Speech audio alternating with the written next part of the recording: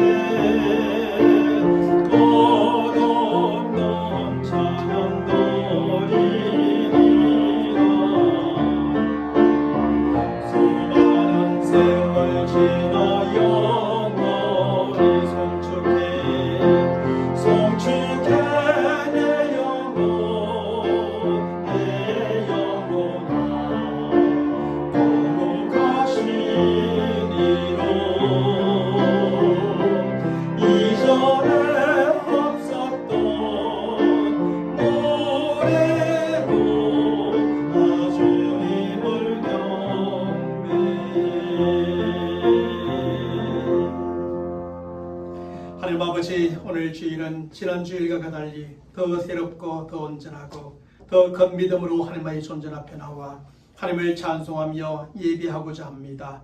우리의 모든 믿음을 따라서 우리의 마음과 정성을 따라서 하늘의 하나님께서 기쁘게 받으시는 예배자요, 우리 모든 예배되게 하시고 하나님께서 하늘의 신령한 복과 땅의 풍성한 복을 베풀으시는 이 예배의 시간이 되게 인도하여 주옵소서. 우리 주 예수 그리스도의 이름으로 기원하옵나이다. 아멘. 전능하사 천지를 만드신 하나님 아버지를 내가 믿사오며 그 외아들 우리 주 예수 그리스도를 믿사오니 이는 성령으로 잉태하사 동정녀 마리아에게 나시고 본디오 빌라도에게 고난을 받으사 십자가에 못 박혀 죽으시고 장사한 지 사흘 만에 죽은 자 가운데서 다시 살아나시며 하늘에 오르사 전능하신 하나님 우편에 앉아 계시다가 저리로서 산 자와 죽은 자를 심판하러 오시리라. 성령을 믿사오며 거룩한 공효와 성도가 서로 교통하는 것과 죄를 사하여 주시는 것과 몸이 다시 사는 것과 영원히 사는 것을 믿사옵나이다. 아멘. 우리 모두 하셔서 생명의 찬양 150장 왕이신 나의 하나님을 찬양하겠습니다.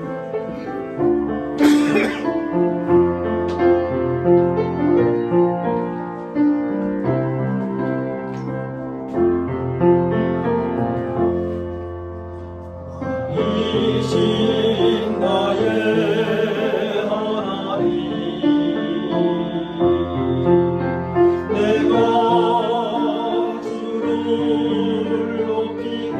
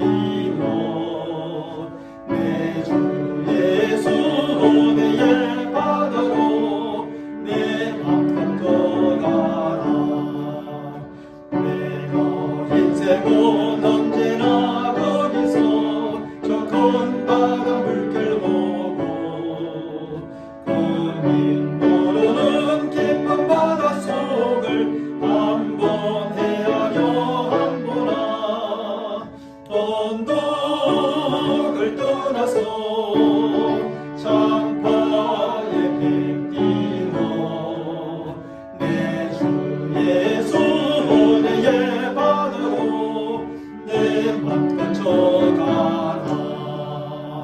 나는 사랑이 얕은 물가에서 저 큰 바다 가려다가 찰싹거리는 작은 바다 보고 마음 약하여 못 가네.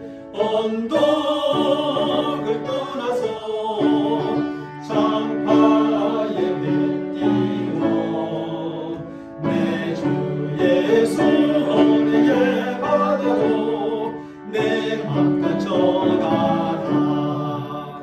자고 가거라 이제 못 가거라 숨은 나를 향해 자고 내 노를 저 깊은 데로 나라만만한 바다로 언덕을 떠나서 창파의 배 띄워 내 주의 손에 바다로 내 맘 가져가라. 오늘 하나님의 말씀 봅니다. 하나님의 말씀은 창세기 27장 24절에서 40절까지 말씀을 제가 여러분들에게 봉독해 드리겠습니다.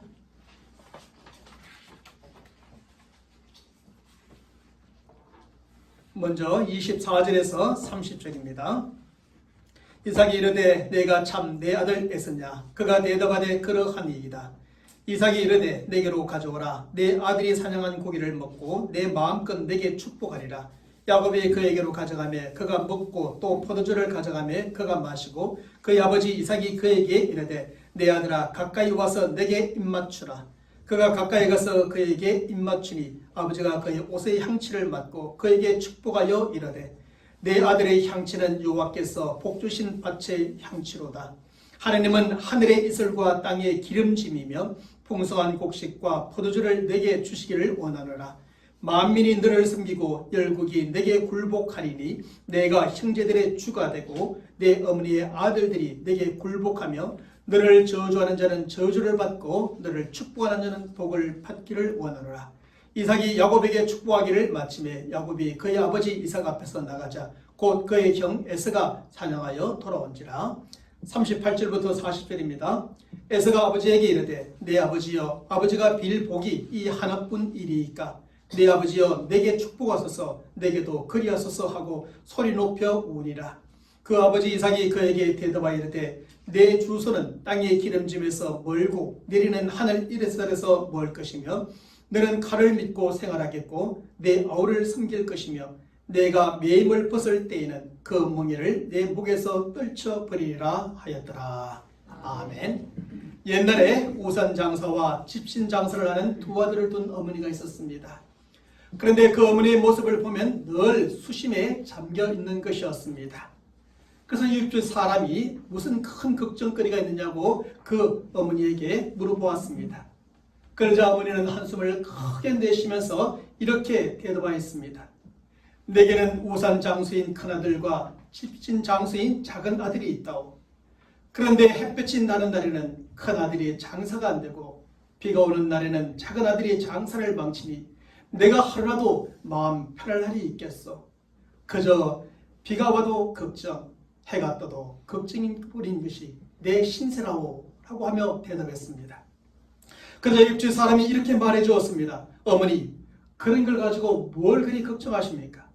이제부터 햇볕이 나면 집신 파는 둘째 아들의 장사가 잘 될 것이라고 기뻐하시고 비가 오면 우산 파는 큰아들의 장사가 잘 될 것이라고 기뻐하십시오 라고 조언을 해주었습니다. 그 말을 듣고 우리 어머니가 과연 그러했습니다. 그래서 그 어머니는 생각을 바꾸어 햇볕이 나는 날에는 집신 장수인 작은 아들을 생각하고 비가 오는 날에는 우선 장소인 큰아들을 생각하게 되었습니다. 그러자 그 뒤부터는 어머니의 얼굴에 수심이 완전히 사라지게 되었고 햇볕이 나는 날도 비가 오는 날도 그저 기쁘기만 하였던 것입니다. 이야기의 최종적인 결론은 이 마지막 부분에 있습니다. 주어진 환경과 상황을 보는 관점과 생각을 바꾸어 보라는 겁니다. 다시 말하면 그것을 부정적으로만 보시며 생각하지 말고 긍정적으로 보고 생각해 보라는 것이지요. 그러면 얼굴에 수심이 사라지고 기쁘고 즐거운 마음으로 살아갈 수 있다는 것입니다. 사실 이 어머니에게 주어진 환경은 상황은 똑같습니다. 그러나 그것을 어떻게 바라보고 어떻게 생각하는가에 따라서 그 결과가 수심이었고 바로 기쁨이 되어진 것입니다. 사실 세상에는 부정적인 면만 있고 긍정적인 면만 있는 것이 아니라 두 가지가 항상 함께하고 있습니다. 어두운 면도 있고 밝은 면도 있습니다. 캄캄한 밤이 있고 밝은 대낮도 있지요. 힘든 노루박이 있는가 하면 쉬운 내리막길도 있는 것입니다. 모든 것을 쓸어가 버리는 썰물이 있는가 하면 모든 것을 다시 돌아오게 하는 밀물도 있습니다. 바로 이런 세상에서 부정적인 면을 보기보다는 긍정적인 면을 보며 살아가라는 것입니다. 삶의 어두운 면만을 보기보다는 삶의 밝은 면을 보며 살아가라는 것입니다. 이처럼 사람이 세상을 어떻게 보며 살아가는가에 따라서 그 사람의 마음이 늘 근심하며 사는 마음이 될 수 있고 늘 기뻐하며 사는 마음이 될 수도 있는 것입니다. 특별히 믿음의 사람들은 아무리 부정적이고 어두운 상황과 환경 속에서도 긍정적인 면을 바라보고 밝은 면을 바라보며 살아가야 합니다. 그것은 단순히 세상의 긍정적인 사고, 적극적인 사고에 근거를 두고 하는 말이 결코 아닙니다. 이것은 바로 우리를 위하시고 우리를 살아가시는 하나님을 믿는 믿음 안에서 행하는 우리의 생각이요, 우리의 관점인 것입니다. 그 어떤 상황과 환경 가운데서 살아계시며 역사하시는 하나님을 바라봄으로 가질 수 있는 믿음과 삶의 태도인 것이죠. 우리 하나님이 계시기 때문에, 우리를 위하시는 하나님이 계시기 때문에, 하나님 우리를 사랑하시기 때문에 그 하나님을 믿는 믿음 안에서 우리는 늘 긍정적이고 밝은 면을 보며 생각하며 살아갈 수 있게 된 겁니다. 그런데 우리가 이 이야기를 통해 배우게 되는 또 한 가지의 교훈이 있습니다. 그것은 바로 부모님의 심정이라는 것입니다. 사실 자식에 대한 걱정과 염려가 끊이지 않는 게 부모의 심정입니다. 부모의 심정은 항상 이렇습니다. 부모는 잘 되는 자식을 바라보며 기뻐하고 즐거워하기보단 먼저 잘 안 되는 자식을 바라보며 몹시 안타까워하고 가슴 아파하는 것이죠. 그래서 가지 많은 나무에 바람 잘 날이 없다고 자식을 많이 둔 부모일수록 수심이 끊어질 날이 없습니다. 사랑하는 성도 여러분, 그런데 오늘 본문의 말씀에서 우리가 이러한 부모의 심정을 찾아볼 수가 있습니다. 오늘 본문의 말씀에 등장하게 된 이삭과 리브가가 쌍둥이 두 아들 에서와 야곱이 있는데 저들에 대한 심정이 바로 오늘 이 부모의 심정입니다. 이삭과 리브가 부부에게 이제 그 아들의 운명을 결정 지어 주어야 할 때가 다가왔습니다. 그것은 바로 그 두 아들 중에 한 아들만을 하나님 나라의 상속자요 그 나라의 축복을 받을 자로 삼아야 한다는 것이었습니다. 하지만 그것은 두 아들의 부모인 저들에게 결코 쉬운 일이 아니었던 것입니다. 왜냐하면 두 아들 중에 한 아들을 하나님 나라의 상속자요 그 나라의 축복을 받을 자로 삼는다는 것은 다른 한 아들을 제외시킨다는 뜻도 포함되어져 있기 때문이지요. 비록 아버지로서 이삭은 장자인 에서를 더 사랑하였지만 차자인 야곱도 분명 사랑했습니다. 비록 어머니인 리브가가 가정적인 야곱을 더 사랑하기는 하였지만 에서도 사랑하는 어머니였습니다. 그러므로 이삭과 리브가가 두 아들 중에 하나가 아니라 두 아들이 다 잘 되기를 바라는 심정은 부모로서 마땅히 가진 심정이었을 것입니다. 하지만 현실은 두 아들 중에 한 아들만을 한 나라의 상속자여 그 나라의 축복을 받을 자로 결정 지어야만 할 때가 지금 도래하였습니다. 그래서 저들의 마음은 몹시 아팠을 겁니다. 바로 이런 상황과 부모의 심정 가운데 이삭은 에서가 아니라 본의 아니게 야곱을 하나님 나라의 상속자로 축복하며 세우게 되었던 것이 지난주의 말씀이었습니다. 그리고 오늘 본문의 말씀은 그에게 주시는 축복의 말씀을 기록해 주고 있습니다. 그런데 가만히 보면 겉으로는 이것이 단순히 이삭의 실수 때문에 된 것처럼 보이기도 합니다. 그리고 이것이 리베가의 철저한 계략과 야곱의 완전한 속임수 때문에 된 것처럼 보이기도 합니다. 하지만 이것은 보이지 않는 하나님의 선택에 의해 세워진 것임을 우리는 그동안 확인하였습니다. 겉으로 보기에는 부모님의 뜻에 의해 결정되어진 것처럼 보이지만 실제로는 하나님의 뜻에 의해 세워진 것임을 확인하였습니다. 오늘 본문의 말씀은 바로 이런 사실에 대하여 잘 보여주고 있습니다. 하나님 나라와 축복의 상속권이 하나님의 선택과 뜻에 따라 세워진 야곱을 통해서 이제 이렇게 축복을 받으며 이루어지게 될 것임을 보여주고 있지요. 그러면서 하나님 나라의 상속자에게 주시는 축복의 특징이 무엇인가? 그것에 대해서도 오늘 본문의 말씀은 우리에게 보여집니다. 사랑하는 성도 여러분, 그러면 하나님 나라의 상속자에게 주시는 그 축복의 특징이 무엇입니까? 우리는 야곱이 아버지 이삭에게 받은 축복과 에서가 받은 두 축복의 내용을 통해서 그 특징이 무엇인가를 알 수가 있습니다. 첫째로 야곱이 받은 축복은 기대하지 않은 축복입니다. 기대하지 않는 가운데 받은 축복이었던 거죠. 사람에게 어떤 기대가 없다면 실망할 이유도 거의 없습니다. 대부분 어떤 기대가 있기 때문에 실망도 따르게 되는 겁니다. 기대하는 바가 이루어지지 않거나 그 기대하는 바에 미치지 못하게 되었을 때 사람은 실망하게 되죠. 학생들은 기대했던 점수나 성적이 나오지 않으면 실망하게 됩니다. 직장인들도 기대했던 승진을 하지 못하게 되면 실망하게 됩니다. 남편도 아내도 서로에 대한 기대가 무너지면 실망하게 되죠. 그런데 우리는 오늘 본문의 말씀에 나오고 있는 에서에게서 이런 모습을 발견하게 됩니다. 에서는 자신이 하나님 나라와 축복의 상속자가 되리라는 기대 속에 가슴이 부풀어 있었습니다. 그도 그럴 것이 에서는 이 가정의 장자였기 때문이죠. 아버지의 사랑과 인정을 더 많이 받고 있는 장자였지요. 외모와 성품에서도 야곱과는 비교가 되지 않을 정도로 좋았고 훨씬 뛰어났던 사람이었지요. 게다가 창세기 27장 3절 이하의 말씀에서 아버지 이삭은 에서를 불러 이렇게 말합니다. 나를 위하여 사냥을 하여 내가 즐기는 별미를 만들어 내게로 가져와서 먹게 하여 내가 죽기 전에 내 마음껏 내게 축복하게 하라고 말합니다. 이때 에서는 생각했을 겁니다.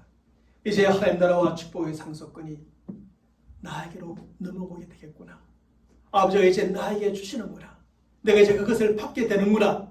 기대하며 그는 밖으로 나갔을 겁니다.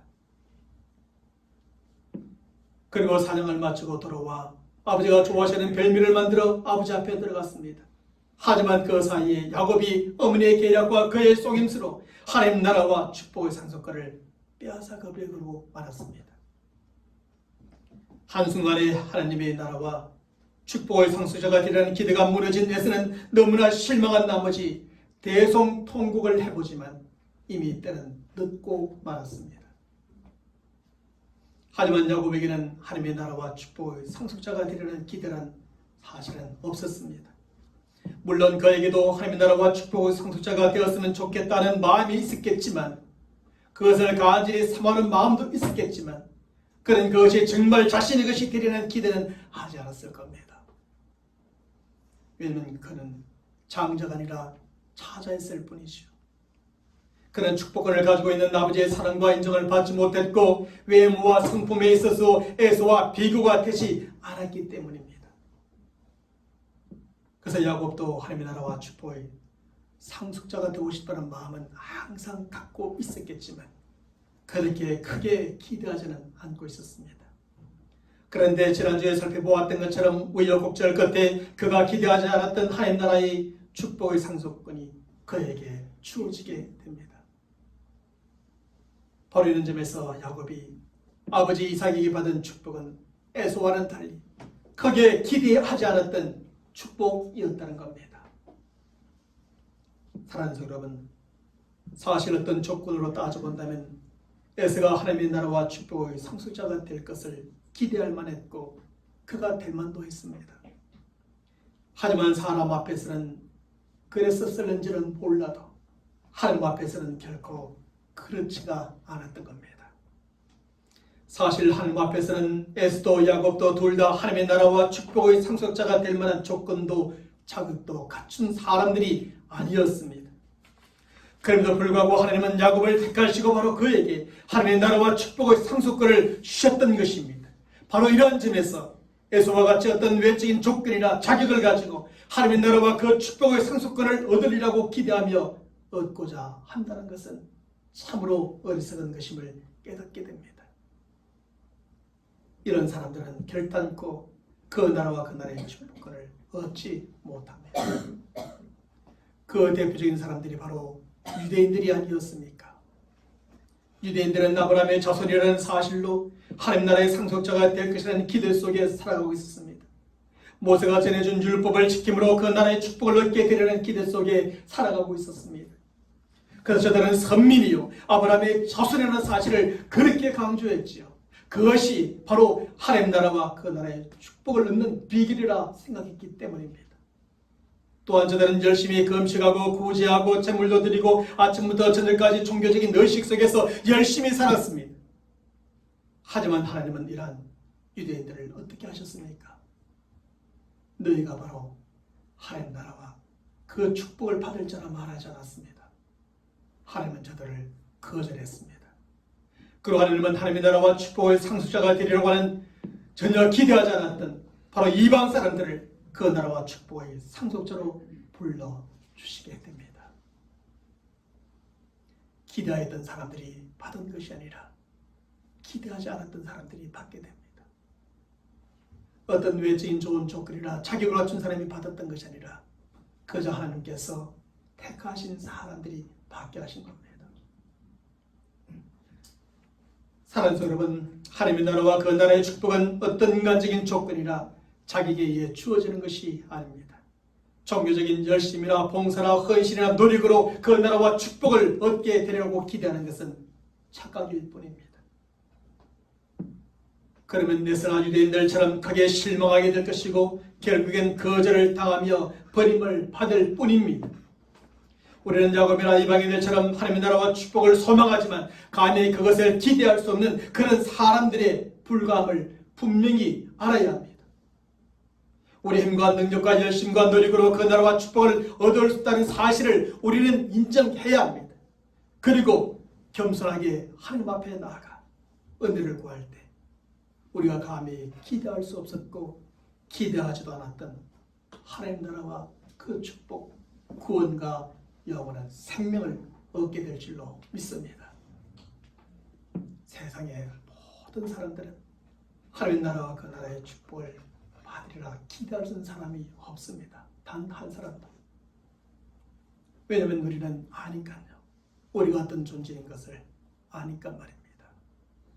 하지만 하나님께서는 야곱을 택하시고 이방 사람들을 선택하셔서 그 나라와 축복의 상속자로 불러주시고 삼으신 것처럼 겸손히 하나님의 은혜를 구하며 나아가는 자들에게 하나님은 그 기대할 수 없고 기대하지 않았던 하나님 나라와 축복과 구원과 영원한 생명을 도와주시는 줄로 믿습니다.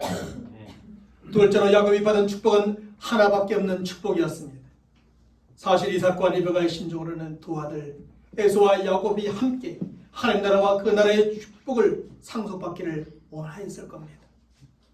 하지만 하나님의 나라와 축복은 두 아들 에서와 야곱이 함께 나누어 가질 수 없는 축복이었습니다. 그러므로 부모의 심정과는 달리 에서와 야곱이 공동으로 그 나라와 축복을 상속할 수는 없었던 것이죠. 그로 인한 사실은 이삭도 리브가도 너무나 잘 알고 있었습니다. 그래서 이삭과 리브가는 저들 각자가 더 사랑하는 아들에게 하나님 나라와 축복의 상속권이 주어지기를 원했던 겁니다. 그래서 이삭은 몰래 에서를 불러서 리브가는 몰래 야곱을 불러서 너는 이렇게 해서 그 나라와 축복을 상속하라 이렇게들 말했던 것이죠. 뿐만 아니라 오늘 본문의 말씀에서도 이삭은 이러한 사실에 대하여 잘 가르쳐주고 있습니다. 오늘 보면 33절의 말씀에서 이삭은 축복을 받으러 들어온 에서에게 내가 오기 전에 내가 다 먹고 그를 위하여 축복하였은즉 그가 반드시 복을 받을 것이라고 말합니다. 내가 복을 준 그가 반드시 그 복을 받게 되리라 말하지요. 다시 말하면 한 번 선언된 하나님의 나라와 그 나라의 축복은 다시 돌이킬 수 없다는 것이고 그 사람이 반드시 받게 되리라는 것입니다. 그걸 보면 37절의 말씀에서도 이삭은 나를 위하여 빌 복을 남겨두지 않았냐고 그렇게 울며 복을 구하는 에서에게 이렇게 또 대답해 줍니다.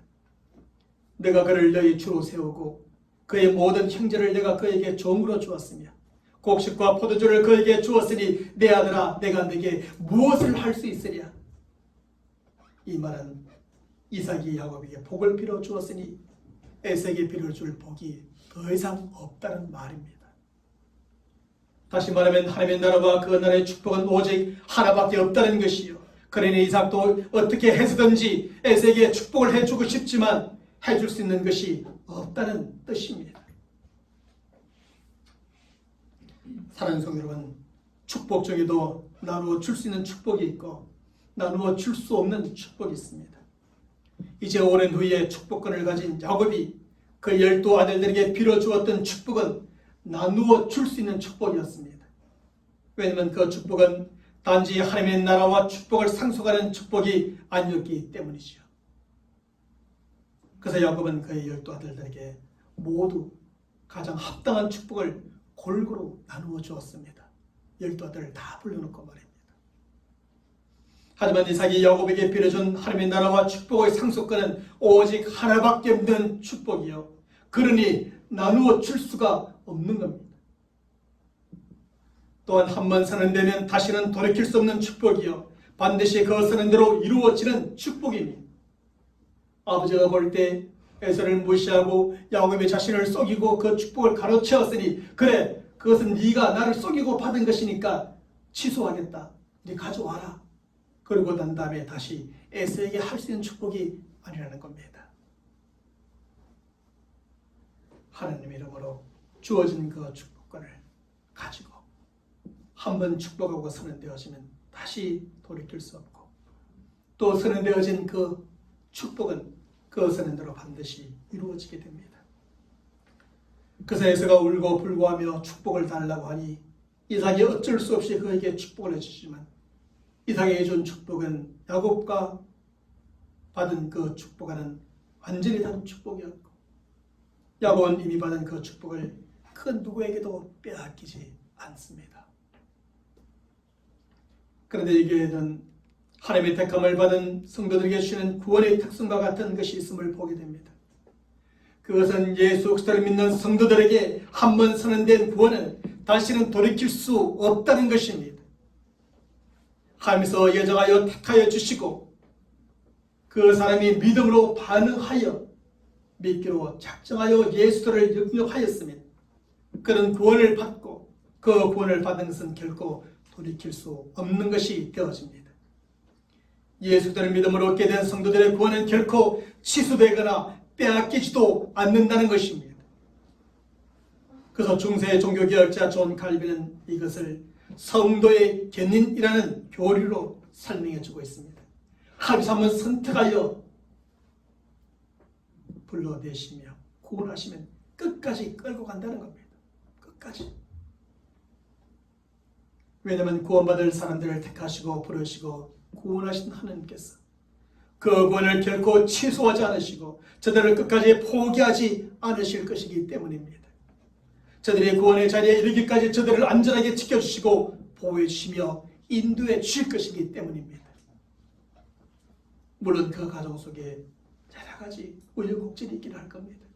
때로는 믿음이 그네처럼 왔다 갔다 하기도 하고 시소처럼 올라갔다 내려갔다 하기도 하고 깊은 어둠 속에 때로는 빠질 수도 있지만 하나님께서 한번 예정하시고 선택하시고 구원하시기로 작정하신 그 사람의 구원은 결국 그 구원의 자리에 이르기까지 반드시 이루어지게 됩니다. 그리고 예수를 믿음으로 얻게 된 그 구원은 오직 구원을 얻은 그 사람에게만 적용되어지는 겁니다. 다시 말하면 예수를 믿지 않는 자녀가 예수를 잘 믿는 부모가 믿음으로 얻은 그 구원을 함께 얻을 수는 없다는 겁니다.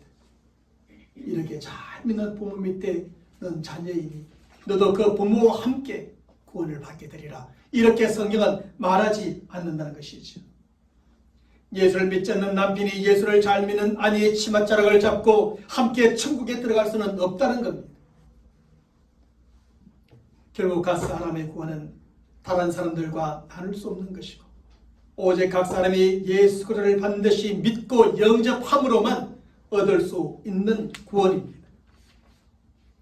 그것이 하나님 나라의 상속자가 되는 것이고 그 나라의 축복을 받는 것과 같은 의미입니다. 사른소름은 하나님 나라와 축복의 상속자가 되는 구원은 나의 부모가 잘 믿는다고 얻을 수 있는 것이 아닙니다. 나의 아내가 잘 믿는다고 얻을 수 있는 것도 아니지요. 오직 한 가지, 각 사람이 예수 그리스도를 믿고 영접함으로만 얻게 되는 것입니다. 그러므로 모든 사람이 예수 그리스도를 오직 나의 구세주와 나의 신음으로 반드시 믿고 영접해야 합니다. 그리고 우리가 이렇게 예수를 믿고 영접함으로 한 번 얻은 구원은 결코 취소되거나 빼앗기지 않습니다. 왜냐하면 우리를 구원하신 하나님께서 우리의 구원을 결코 포기하거나 취소하지 않으시고 우리가 그 구원의 자리에 이르기까지 안전하게 지켜주시고 보호해주시고 인도해 주실 것이기 때문입니다. 우리 성도들은 이런 믿음과 확신 가운데 살아가는 성도들이 되시기를 바랍니다. 아무리 힘들어도 때론 내 믿음이 저 밑바닥에 떨어져 있는 것 같아도 나의 신앙생활이 침체되어 저 어둠 속에서 헤매는 것 같아도 여전히 하나님은 나에게 구원을 주시기로 선택하시고 그 하나님께서 그 가운데서도 너무 함께 하시며 나를 지키시고 보호하시고 인도해 줄 것이라는 그 믿음과 확신 말입니다. 셋째로 야곱이 받은 축복은 은혜로만 사는 축복입니다. 오늘 본문의 말씀에서 우리는 이삭이 베풀어주고 있는 야곱의 축복과 에서의 축복을 볼 수 있습니다. 제가 함께 여러분들에게 읽어드렸죠. 본래 하나님 나라의 상속자가 되는 축복은 오직 하나밖에 없는 축복이고 그 축복은 이미 야곱에게 다 부어졌습니다. 하나님은 에서가 오늘 보면 38절의 말씀에서 방성대국을 하며 이삭에게 이렇게 간구합니다. 내 아버지여, 아버지가 빌 복이 이 하나뿐이니까 내 아버지여 내게 축복하소서, 내게도 그리하소서 간곡하게 간구합니다. 그러자 아버지 이삭은 안쓰러운 마음에 아들 에서에게도 마지못해 축복을 해줍니다.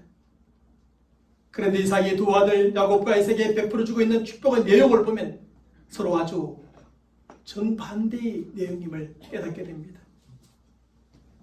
우리는 그 축복의 내용을 통해서 하나님의 택함을 받은 야곱과 버림을 받은 에서가 앞으로 어떤 삶을 살게 될 것인지 그것을 또한 깨닫게 되죠. 먼저 오늘 본문 39절과 40절의 말씀에 보면 에서의 축복은 다음과 같이 기록되어져 있습니다. 내 주소는 땅의 기름짐에서 멀고 내리는 하늘 이슬에서 멀 것이며 너는 칼을 믿고 생활하겠고 내 어를 섬길 것이며 내가 매임을 벗을 때에는 그 멍에를 내 목에서 떨쳐버리리라고 말합니다. 그런데 이삭이 에서에게 축복이라고 빌어준 이 축복의 내용을 가만히 살펴보면 이것이 정말 축복인가 라는 생각이 들 정도의 내용입니다. 왜냐하면 먼저는 에서가 속하여 살아갈 곳의 주소는 저 하늘나라가 아니라 바로 이 땅이 될 것이라고 말하기 때문입니다. 그로 에서는 이 땅에서도 하늘로부터 내려오는 모든 자연적인 혜택하고는 거리가 먼 삶을 살게 될 것이라고 말해주기 때문입니다. 뿐만 아니라 에서는 자신의 칼만 믿고 살아갈 것이며 그래도 오직 야곱을 섬기는 종으로서의 삶을 살게 될 것이라고 말해주기 때문입니다. 어찌 이것을 축복이라고 말할 수 있겠습니까? 특별히 이삭이 에서에게 준 축복의 내용을 보면 그 주어가 하나님이 아니라 오직 에서 자신으로 되어 있습니다. 그리고 모든 축복과 은혜의 권능이 되시는 하나님에 대한 언급은 단 한마디도 없습니다. 하나님이 너에게 어떻게 해줄 것이다, 어떻게 할 것이다 한마디도 없습니다. 하나님과는 내용이 없습니다. 제 인생 가운데 하나님은 없는 겁니다. 이런 사실은 에서는 자기 자신의 자신의 주인이 된 삶을 살게 될 것이고 이 세상에 속한 자로서 오직 자신의 힘과 능력만을 믿고 살게 될 것임을 가르쳐 줍니다. 이런 점에서 이삭이 에세기에 베풀어준 그 축복은 축복이 아니라 결국 저주임을 알게 됩니다. 하지만 야곱의 축복은 어떻습니까? 오늘 보면 27절로부터 29절의 말씀을 보면 이렇게 기록해 줍니다. 내 아들의 향취는 여호와께서 복주신 밭의 향취로다. 하느님은 하늘의 이슬과 땅의 기름짐이며 풍성한 곡식과 포도주를 내게 주기를 원하노라. 만민이 너를 섬기고 열국이 내게 굴복하리니 내가 형제들의 주가 되고 내 어머니의 아들들이 내게 굴복하며 너를 저주하는 자는 저주를 받고 너를 축복하는 자는 축복을 받기를 원하노라고 말해줍니다. 여기서 이삭이 야곱에 빌어준 축복의 내용은 이삭이 에세기에 빌어준 축복의 내용과 완전히 다름을 보게 됩니다. 야곱의 축복을 보면 먼저 그 주어가 야곱이 아니라 바로 하나님이십니다. 하나님은 여호와께서 너에게 어떻게 해줄 것이다 그렇게 말합니다.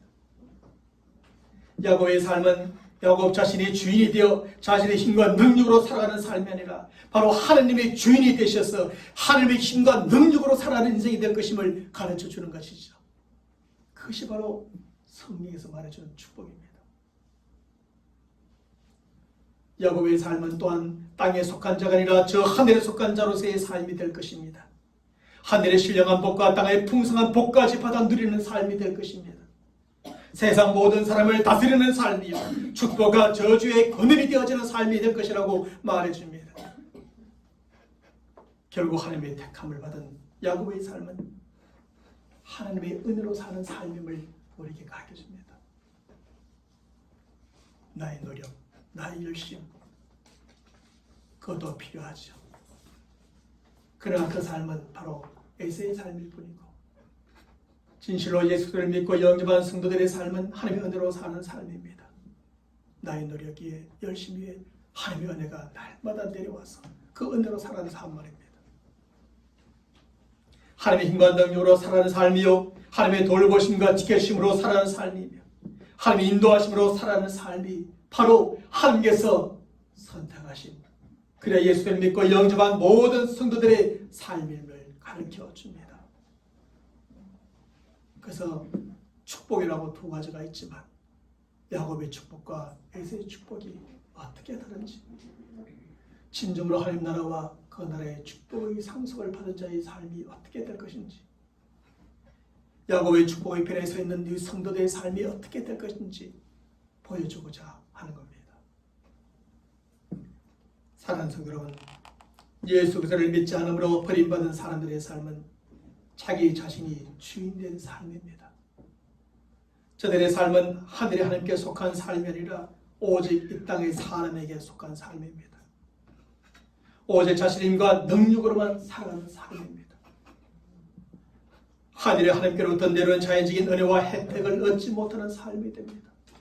평생 죄와 사망의 종으로 살아가며 그 결국은 구원을 받지 못한 자로서의 영원한 벌에 들어가는 겁니다.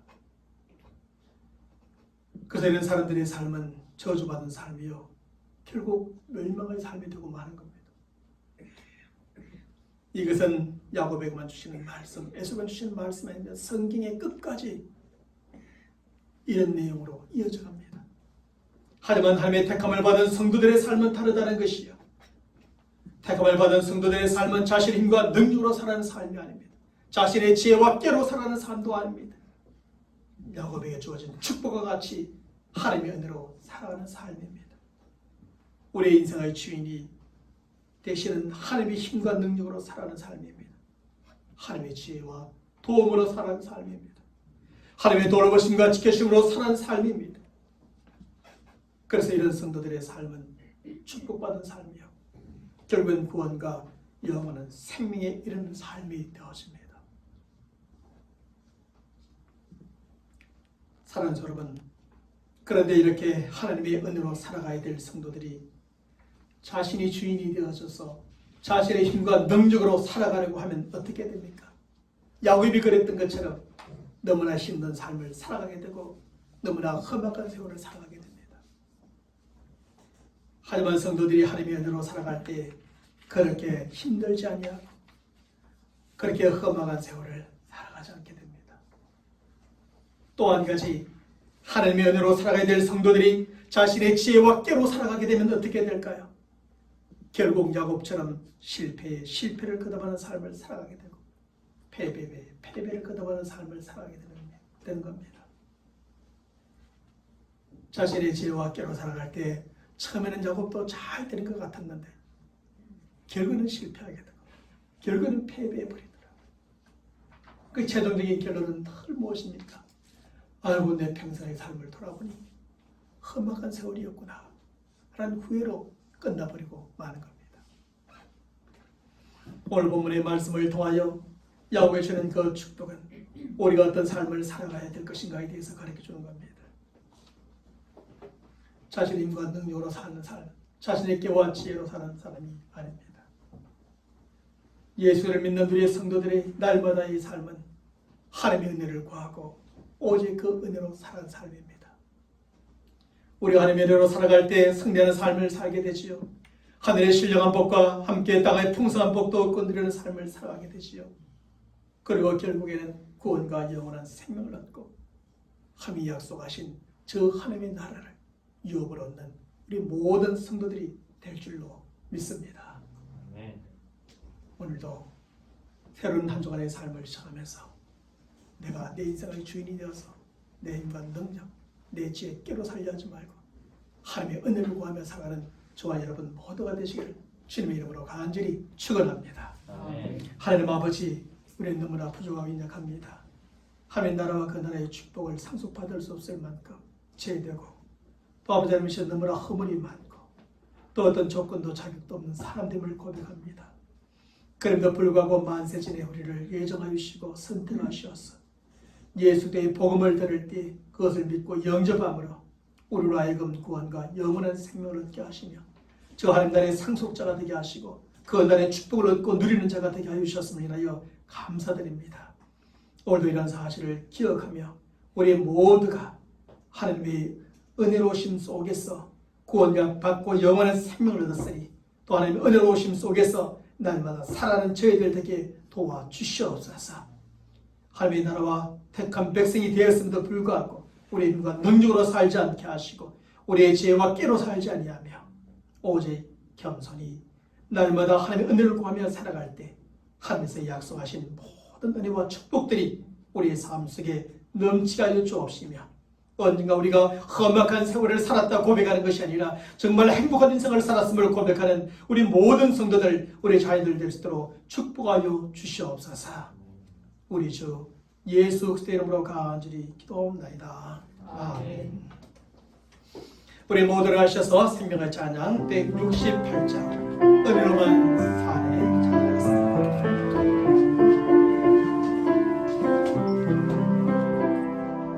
은혜로만 걸어가네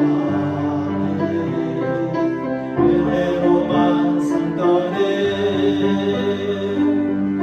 우리의 노력이 아니 어린 양의 보혈로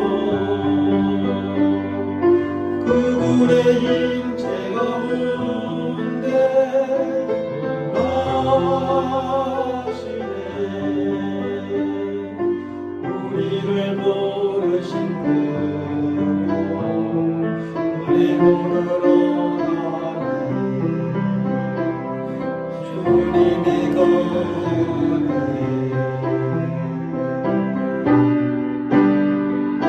금제한 무리가 어찌 소리요 어린 양의 보혈이 깨끗게 하시네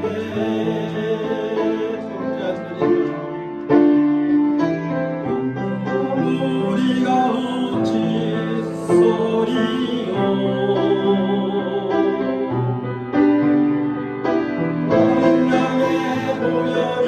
깨끗게 하시네 은혜로만 들어가네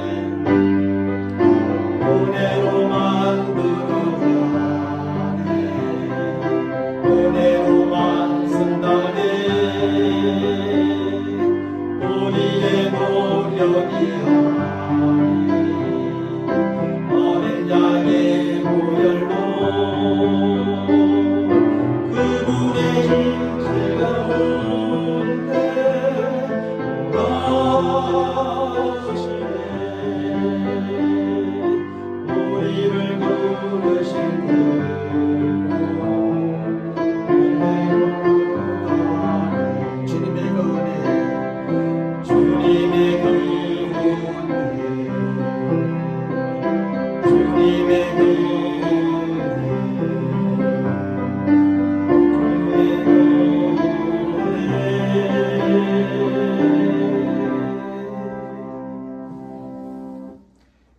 우리 주 예수 그리스도의 은혜와 하나님 아버지의 무한하신 사랑하심과 성령님의 교통하심과 역사하심과 충만하심이 올르신 하나님의 말씀을 따라서 오직 우리가 하나님의 은혜로 구원을 받고 영원한 생명을 얻어 저 하나님 나라의 백성이 되었음을 믿고 확신하며 우리 날마다의 삶이 또한 하늘의 하나님의 은혜로 사는 삶인 줄 알고 우리 자신이 주인이 되어 우리 힘과 능력으로 지혜와 깨로 살지 아니하고 오직 하나님의 은혜로 겸손히 살기로 다짐하는 모든 믿음의 사람들 머리 위에 저들의 간절한 기도의 제목과 또 작정하고 시작하는 한 주간의 삶의 터전 가운데 지금부터 영원토록 함께 있을지어다. 아멘.